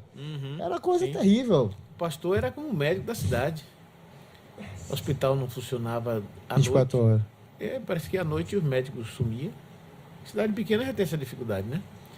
Mas à noite o pessoal levava alguém, só tinha uma enfermeira lá e de repente não resolvia o problema. Daqui a pouco o familiar chegava, chamando o pastor, e aí não podia se esquivar, né? Eu sei que hoje é diferente. Os hospitais funcionam 24 horas, hoje tem SAMU. Naquele tempo o SAMU era pastor, era a casa Era do só pastor. Então tudo caía lá dentro. Eu me lembro que a casa pastoral tinha 2 linhas telefônicas. Para você ver como é que diz assim, o envolvimento, né, que a gente tinha na obra, na cidade. De repente estava atendendo o telefone, o de cada sala já tocava. Era um negócio muito envolvente, assim.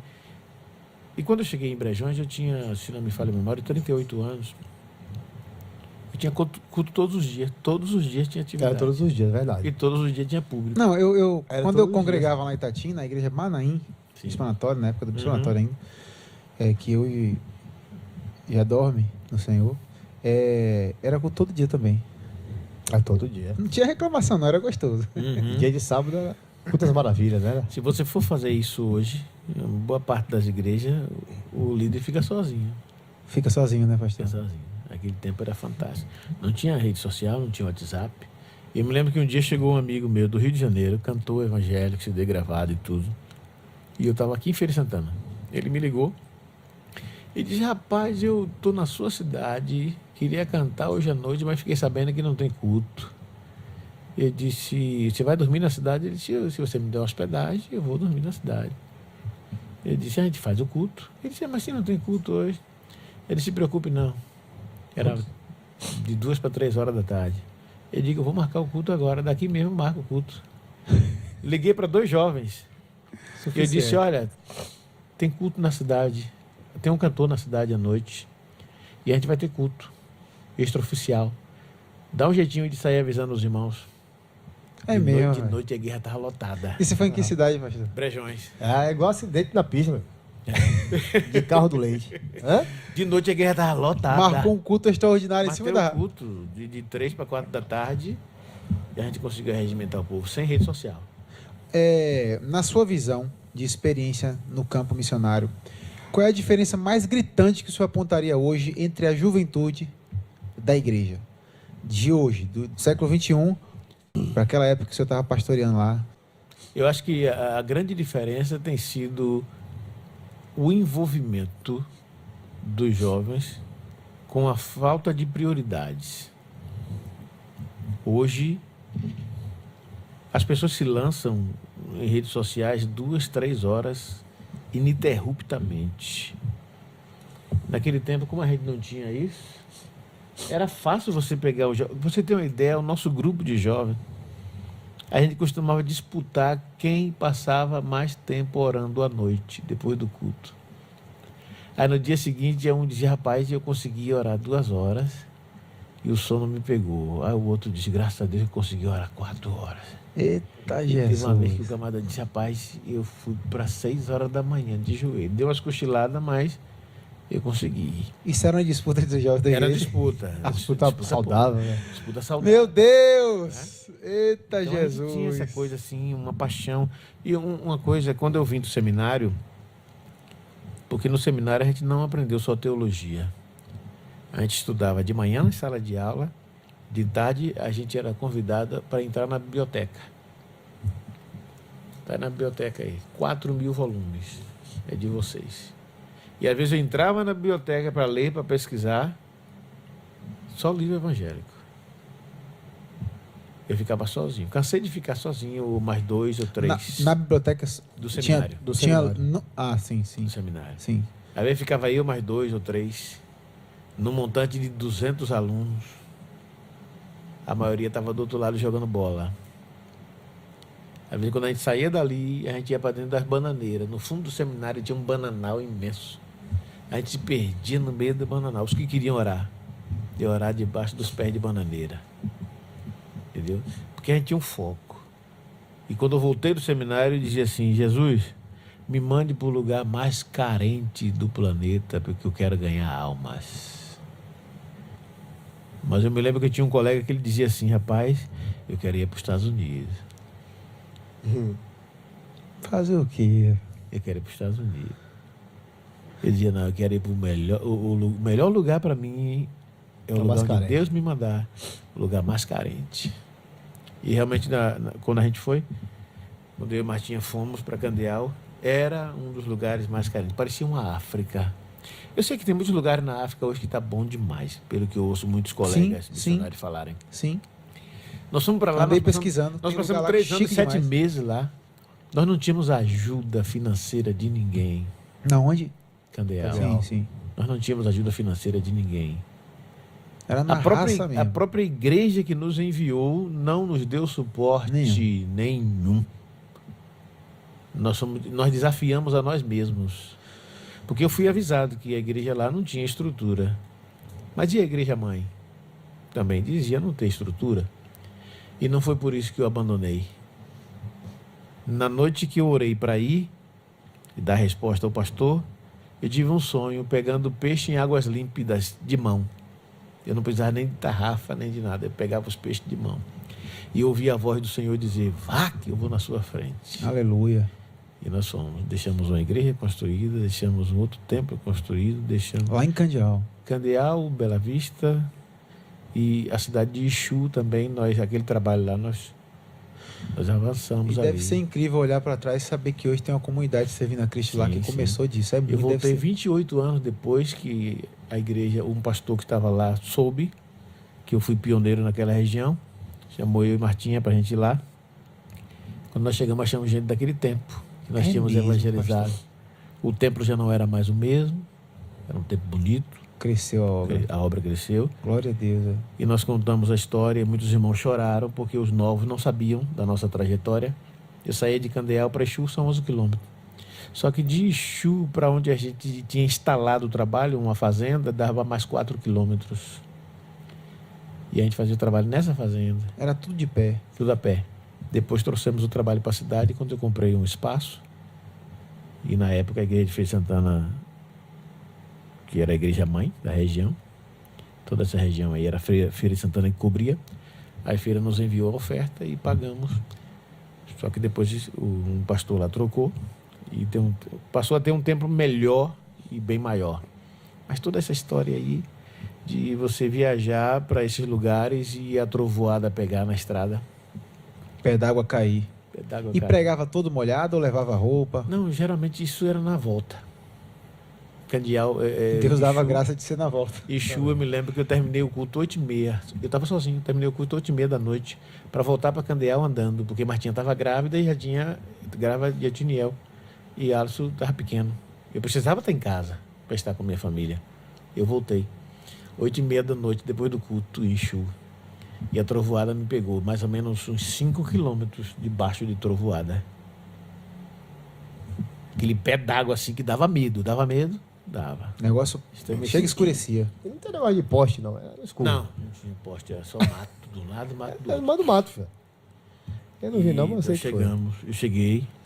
Agora E quando eu ficou cheguei, ela vendo- estava preocupada em casa, mas Deus dava graça, Deus né? dava cuidado. Tem um admirador do senhor e tem um telespectador que ele perguntou o seguinte: quais são os desafios hoje em dia de liderar essa nova geração e como manter esse equilíbrio emocional? O que é que você pode falar sobre isso aí? Porque, querendo ou não, a gente estava falando sobre que cada época a sua época, né? Sim, A gente sim. entende ou subentende. São maneiras diferentes, né? De abordar. O líder ele tem que caminhar também sobre esses trilhos da modernidade e perceber que muita coisa nova é útil, muita coisa nova Sim. veio para facilitar, veio para ajudar. Não excluir ou condenar, né? Não. Você tem que aprender a somar, tem que aprender a juntar as coisas, certo? Hoje, se eu ando com um carro, eu dou 1000 glórias a Deus o tempo inteiro. Porque já fez de pé. Você está entendendo? Verdade. Então, assim, outro dia, certa feita, quando eu troquei de carro, alguém disse assim: precisava, pastor, trocar de carro? Eu digo: primeiro, eu não preciso estar dando satisfação para ninguém que eu vou trocar de carro. Você lembra que eu falei aqui? Porque quando eu andava a pé, verdade. ninguém se prontificava a dizer: pastor, está aqui, meu carro à disposição aqui para o senhor fazer a obra. Nem tampouco eu saía pedindo. E não sabe do que já passou, Você né? está entendendo? Então, se eu compro um carro hoje, é para a própria obra. Porque eu saio uma vez no ano de férias e olho lá, e às vezes não dá nem tempo ir numa praia e tal, aquela coisa toda, porque você... Não tem até um transporte. Pô. Não, porque Hoje- eu hoje tenho não. um carro, tem que Hoje- dar serviço. Hoje eu tenho, isso. hoje eu tenho Como um é que ele carro, vai negar? graças a Deus, né? Mas assim, não tem aquela preocupação demasiada de usufruir do carro, passeando aquela coisa. Tudo em torno do reino, tudo em torno da obra. Então, não me sinto um pecador pelo fato de ter um carro. Porque outrora eu andei muito a pé, E Deus o sabe. e Deus sabe muito bem, e eu fazia tudo com amor. A mesma dedicação que tenho hoje de sair para pregar na outra cidade de carro, eu tinha para ir a pé. Verdade. Eu tenho algumas experiências assim muito profundas que tem gente que diz assim: Deus me livre, eu que não ia entrar nessa.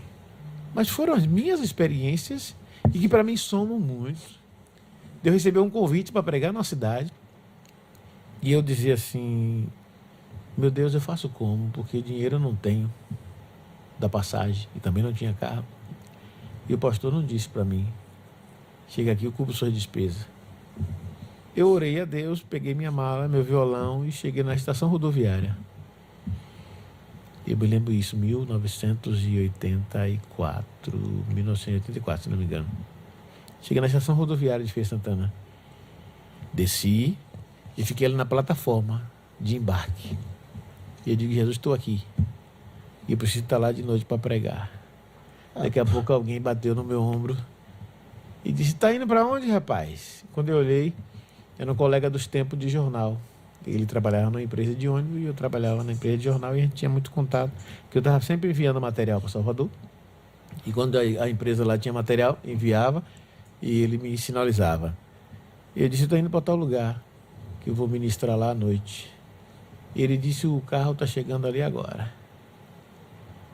Aí andou, chamou o cobrador e disse, aqui amigo meu, leva ele, é por minha conta. Glória a Deus. Deus provê mesmo, Deus né? provê. Tipo assim, você literalmente dando passo e Deus colocando no Sim. chão. Eu nunca dependi de dinheiro para fazer a obra de Deus. Eu dizia, Senhor, eis-me aqui, o Senhor faz a provisão. E eu tenho experiências muito gloriosas nesse sentido, sim. Hoje a gente precisa de dinheiro, e sempre precisou. Mas eu confesso a você que no meu ministério, eu nunca fui dependente de dinheiro. Eu tenho um versículo que eu aprendi, a gente estava conversando com um pastor e ele lembrou a gente desse versículo, que ele diz assim, a riqueza de um homem não consiste no que ele tem. Exatamente. Eu não sei se eu respondi a pergunta do irmão aí. Sobre o desafio, né? Mas é exatamente isso. A gente não pode, em hipótese nenhuma, jogar fora, descartar as novidades, os avanços, certo? Tem que saber unir uma coisa à outra. E nessa questão de liderar, sempre houve dificuldade de liderar. Liderar pessoas em todos os tempos. Em todos os tempos sempre houve dificuldade. Só mudam os problemas, né, pastor? Só mudam os problemas, Mas Deus dá graça. O que a gente tem que fazer é saber amar as pessoas e respeitar as diferenças também. Não foi à toa que eu fiz a psicanálise exatamente para somar. Porque se trabalhar com gente é difícil, então eu tenho que buscar ferramentas para fazer o melhor para Deus e pelas pessoas as quais Deus colocou para que eu cuidasse delas. Porque todo ser humano é emotivo. Todo ser humano tem traços emocionais. Pra você ter uma ideia, a emoção fala tão forte, pesa tanto na vida da gente, que se você levantar de mau humor, você passa pela mesa do café da manhã, tem tudo que você gosta ali no café da manhã, mas você não tem vontade de ingerir nada daquilo. Nada daquilo ali serve para você. O seu emocional está em baixa. O seu humor está lá embaixo. Nada presta. Pode ter certeza que se você não cuidar disso, os seus relacionamentos naquele dia com as melhores pessoas, com as pessoas que estão mais próximas de você, que mais lhe valorizam, que mais lhe amam, também vai ter problema, porque o seu emocional está em baixa. Então, assim, a gente precisa lidar com essa coisa de forma muito sábia. Eu procuro cuidar do meu emocional todo o tempo. Até porque eu trabalho com pessoas, eu não posso ferir pessoas, não posso machucar pessoas. E se eu perceber que eu machuquei alguém, pode ter certeza que eu vou correr logo para tratar aquilo ali. Desfazer aquele entendimento. Para desfazer aquilo ali, certo? Então, um líder, eu vejo hoje muitos pastores se preocupando de fazer direito, de fazer economia, de fazer administração, e tudo isso é muito bom, isso soma. Mas eu pensei em fazer psicanálise, que primeiro eu queria aprender a me resolver em muitas áreas. Em que área a psicanálise ela atinge? Qual é o alvo da psicanálise? Como é que ela se... Porque a gente já aprendeu um pouco sobre a psicologia. Qual é a diferença delas? Elas atuam juntos? São 3 ramos que às vezes as pessoas confundem: psiquiatria, psicologia e psicanálise. A psicanálise é filha da psicologia. Na verdade, o Freud era médico neurologista, quando ele criou as técnicas psicanalíticas, porque ele percebeu que dentro do campo de ação profissional dele, ele não estava conseguindo ajudar as pessoas. Às vezes passava medicações fortes e a pessoa parecia que estava sob controle, mas quando o efeito da medicação passava, vinha um efeito diferente. Entendi. Ou vinha tudo de novo. Aí Freud começou a usar a fala. Tanto é que em psicanálise tem uma coisa chamada catarse, que traduzido é o vômito emocional. Ele começou a trabalhar isso com as pessoas, colocar as pessoas para falar. Quais as suas maiores angústias? Joga para fora. Então, a partir daí surgiu a psicanálise. E no falar, depois que a pessoa falava, ele Aí como ele psicanalista, fazia a interpretação, ressignificava essa coisa toda. Então, o método terapêutico da psicanálise é exatamente por aí. Até porque ela trabalha pelas vias do inconsciente. Para o psicanalista, não importa simplesmente o que está se passando com você agora. Ele quer saber o que está lá atrás. Quer saber os sonhos e ele consegue fazer essa leitura no falar da pessoa. na fala. Ele quer saber quais são os tipos de sonhos que você tem. Como foi a sua vivência na infância. Porque os traumas machucam demais. Os traumas tendem a acompanhar você e gerar um estigma na vida da pessoa pro resto da vida. Doutora Jade Siqueira, ela costumava dizer, todo ser humano precisa, pelo menos uma vez na vida, fazer uma terapia. Jogar alguma coisa para fora. Só que tem gente que não sabe. Não sabe que existe a hora, a pessoa certa, o lugar certo para fazer esse despejo, essa catarse, o lançar fora aquilo que sempre lhe incomodou, aquilo que sempre azedou por dentro, entendeu? Porque, e outra coisa, aí Freud cria também a chamada livre associação. O que é uma livre associação? Quando você vai para um terapeuta, seja psicólogo, seja psicanalista, a pessoa diz assim, o que eu vou falar lá? É o que de menos a pessoa deveria se preocupar. Porque o uso da livre associação indica o que mais lhe angustiar é isso que você deve jogar para fora. Aí eu costumo dizer, na hora de fazer um vômito, a pessoa fica escolhendo o que é que ela vai vomitar? Não. Não, passa tudo. Então o que veio. Cabe ao profissional fazer a interpretação, ressignificar, certo? E assim, a terapia realizada num consultório psicanalítico, ela é de extrema importância a partir do autoconhecimento. O profissional leva o paciente ao autoconhecimento e, a partir daí, ela vai entender a entender as situações que ela está vivendo e como lidar. Então, ele tem as ferramentas, ele tem as técnicas. Aí você me perguntou qual a diferença entre psicologia. Bom, o médico, psiquiatra, ele é médico, ele fez medicina, certo? O psicólogo, ele faz geralmente 5 anos o curso de psicologia, né? Para trabalhar em diversas áreas, trabalhar com escola, com instituições, trabalhar em um hospital e tudo, dentro do campo terapêutico. Enquanto que o psicanalista ele pode ser qualquer profissional especializado em psicanálise.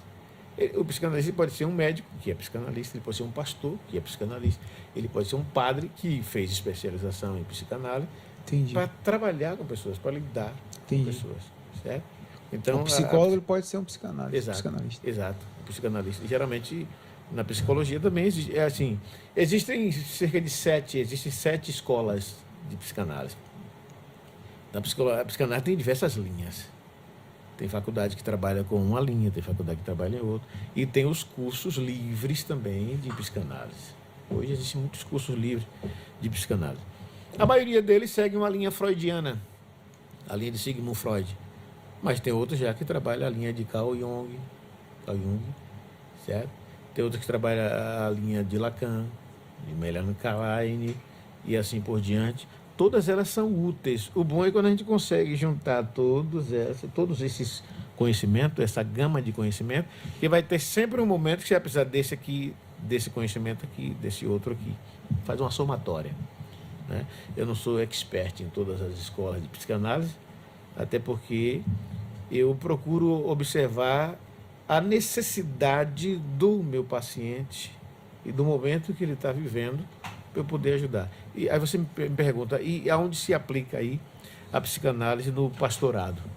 Rapaz, é um braço de ajuda fantástico. Foi isso que a gente comentou bastante, né, com o psicólogo. Exatamente. A partir do momento que eu me tornei um psicanalista, eu me tornei um outro pastor.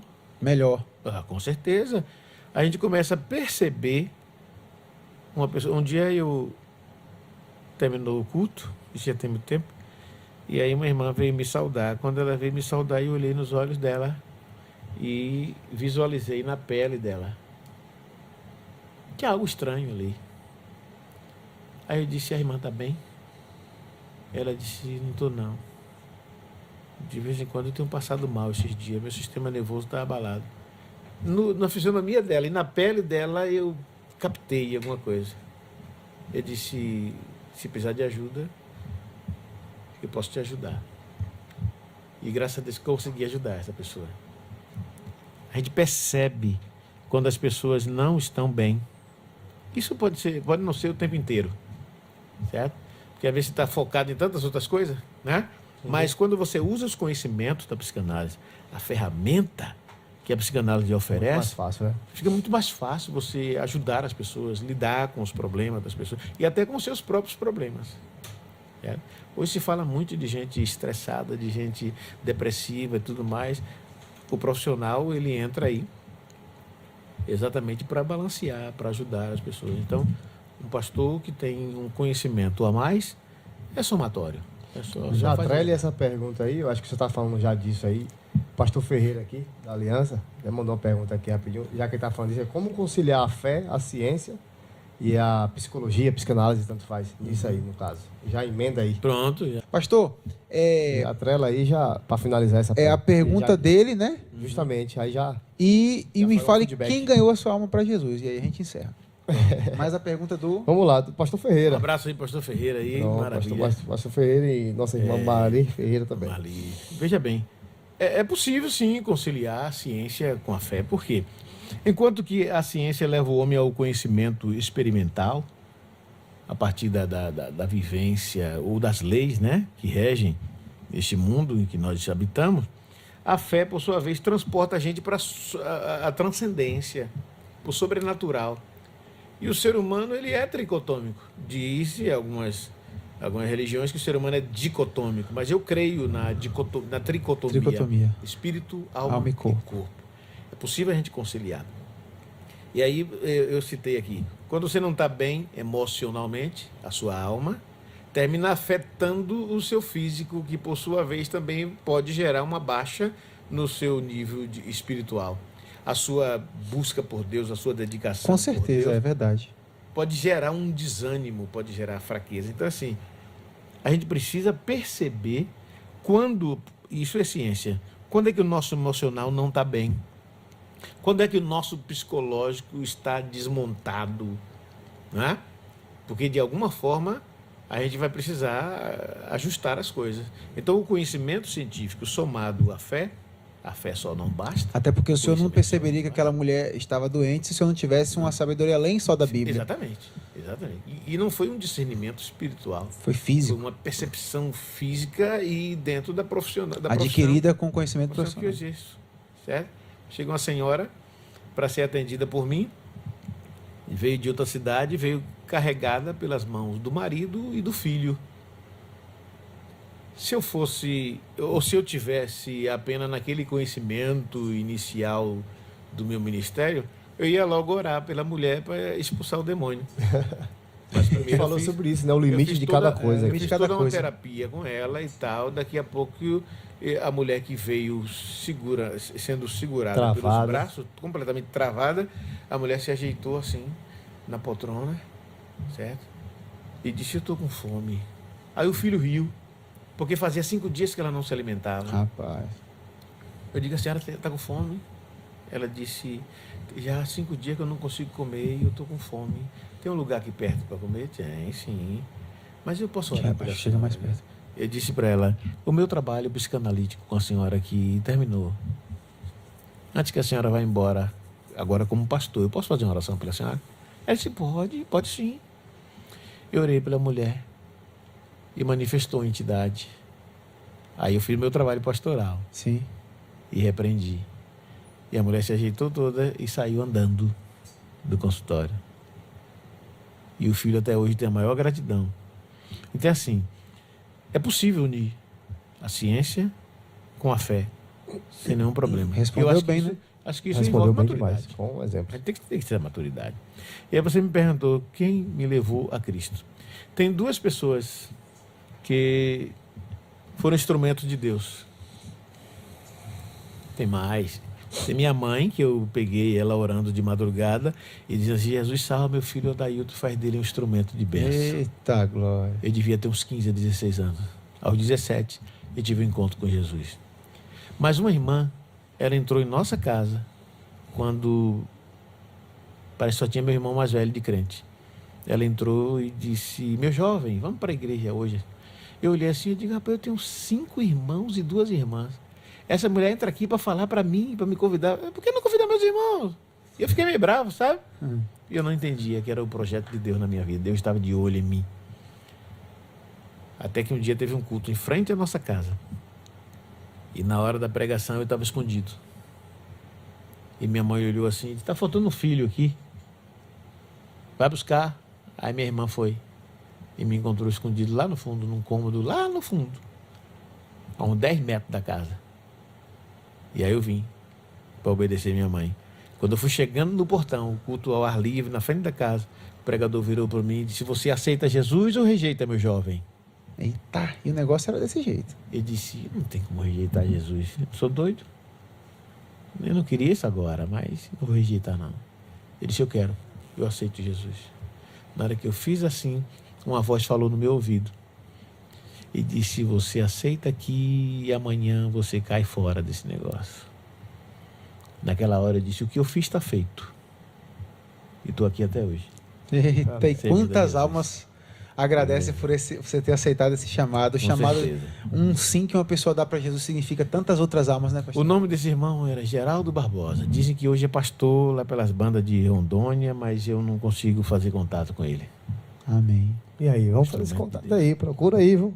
Pastor, para a gente encerrar, eu quero deixar uma lembrancinha do Hall da Fé, que Timos achou que não ia ter. Ah, você Ele achou que não ia ter. hoje. Ah, Traga aí o eu negocinho. não esqueci em momento nenhum, pai. Agonia. Não esqueci em momento nenhum a lembrancinha do pastor. Então, pastor, é uma singela lembrança. Você gosta de tomar um cafezinho? Com certeza. Um Então, chazinho. dá uma também. olhada aí. Antes de dormir, eu prefiro um chazinho. Aí toda vez que eu pegar essa caneca, Maravilha. seu pai, em nome de Jesus, toma o Hall da Fé em tuas mãos. Amém. Obrigado, gente. Obrigado. Pode abrir. Eu tô- Era pra ter pegado mais uma pra dona Martinha. Esqueci. Não tinha pra ver. Mas ela vai aproveitar. Ela vai... Vai chegar em tempo. Tá bom. Aqui, maravilha. Obrigado, gente. Pastor Dailton, que Deus abençoe o senhor, a sua casa, os seus filhos já são uma bênção em nossas vidas, né? Já o conhecemos. O pouco tempo que a gente teve de mesa com o senhor, a gente já aprendeu bastante. Acredito que terão outras oportunidades. Nós podemos passar ali, eu, o missionário Eldo, um dia com vocês lá na igreja, cantamos lá. Eita, Maravilha. foi bom demais. Muito bom. E a mesa é farta lá, viu? Rapaz, botaram uma janta pra gente lá que... Cuscuz com ovo. Então é isso, pastor. Muito obrigado. Agradeço também a você que ficou aí até agora e participou do 7º episódio do Hall da Fé. Você que ainda não está inscrito no nosso canal, que assistiu aí, mas eu entendo você. Você ficou prestando atenção no conteúdo e esqueceu de dar um like aí e esqueceu também de se inscrever. Então se inscreva, deixa seu like, deixa seu comentário, manda para alguém que você quer abençoar por assistindo. Aqui, ó. Itaquim, Santo Antônio de Jesus. Olha aí. Regiões, Salvador. Olha aí, pastor Dailton. Irará, Feira de Santana. Rapaz, tem uma galera boa aqui. Pessoal, obrigado. Se inscrevam aí, sigam o Instagram também do Hall da Fé. Justamente. Então é isso. Deus abençoe vocês Deus abençoe e sua até a casa. próxima. Deus abençoe. Muito bom, galera. Tamo junto.